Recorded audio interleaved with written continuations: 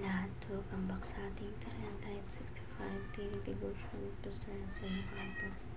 So, ang topic po natin for today, paano makalaya sa porn addiction. At meron tayong concept na sex and theology. So, ang sabi po dito, sa concept na sex and addiction, sex is God's gift but sin that can twist into self-pity, addiction to sexing, whether lust, pornography, or immorality. Distorts intimacy and destroys the relationship. Instead of uplifting God's covenant, it enslaves us. The body of mind, living empathiness, true freedom comes only through Christ who redeemed us, restore us. So, makikita natin ito sa 1 Corinthians chapter 6 verse 13. Sabi dito,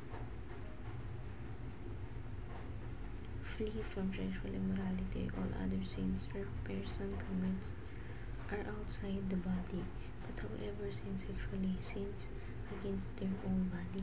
Sa Tagalog po, umiwas kayo sa pakikipagpig. Bawat kasalanan maaaring gawin ng tao ay nasa labas ng katawan. Ngunit ang gumagawa ng pakikipag-apid ay nagkakasala laban sa kanyang sariling katawan. At ngayon naman po, share ko po yung mga natutunan niyo sa naging topic natin for today.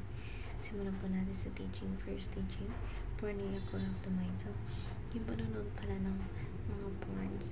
So, nasasakop pala ng utak natin. And, kapag nasakop niya yung utak natin, hahanap-hanapin mo yung panonood or gawin yung mga bagay na yun. And sa second teaching natin, pornea enslaves the heart. So, yung panonood din pala ng pornea, parang sinasakop nito yung puso mo na wala ka ng ibang mamahalin kundi yung bagay na yun. Sa third teaching natin, pornea destroys the body. So, sinisira din pala nito yung pangatawan natin.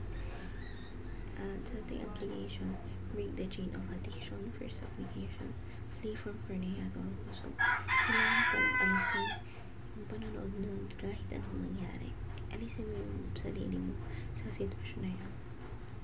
Sa third application, from all accountability. So, kailangan pala gumawa ng isang grupo na kung saan itigil yung mga bagay na yun or kailangan niya yung piliwan siya ng tao na tigilan yung panonood din. Sa third application, fight through cross of Christ. So, para pala malabanan mo yung kailangan mo palang manalangin dun sa krus ng Kalbaryo na kung saan dun namatay yung Panginoon. Hingin mo lahat ng tawad at humiga sa Diyos ng pagpapagong buhay. Sa discussion natin, what setups can we take the break from teaching of sex addiction? So, yung mga steps na yun, dapat alam natin sa buhay natin. Yung steps na yun, kailangan mo alisin yung panonood mo para hindi siya makain ng utak mo. At lalong-lalong hindi maadap ng puso mo. At yun naman sa ating alternative question.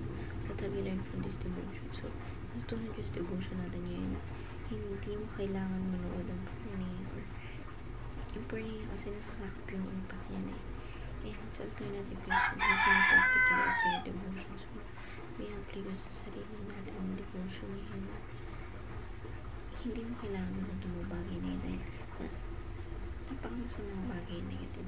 Hindi lang sarili mo yung nasisira, hindi yung puso, utak at yung pangangatawan mo. So, patuloy mo pa rin pinapanood yung mga bagay na yun. Asahan mo masisira yung buhay mo na meron ka. So, ayun lang po for today's discussion. Thank you for watching.